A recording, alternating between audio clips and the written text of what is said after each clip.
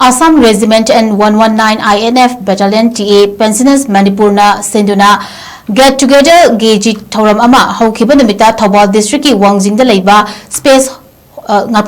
Spice Hotel da PANGTHOKKHRE Thouram aduda Inspector General of Assam Rifles IGR South ki Major General Gaurav Sharma SCSM na athauba mitunglen oina Honorary Captain S Bimol Singh Thouram mapu amadi Honorary Lieutenant W Sanahanba Singh na akhanaba mitunglen Singh oina sarukyaki Athoiba mitunglen gi warolda Major General Gaurav Sharma SCSM na hai matam amada leibaga sigi damakta mahak puna thabak tawminaramba Singh na mahapu nungsibiratuna Pumina bagi tanja ama fangba asi yamna nungaiba fawi prisoner singgi damakta matam chupada lay kariguma matam da isagi awana tarakpa mateng mathau tarakpa yaurabadi ahinungthil khaidana pau fawbira o haina pensioner singgi puning thogatki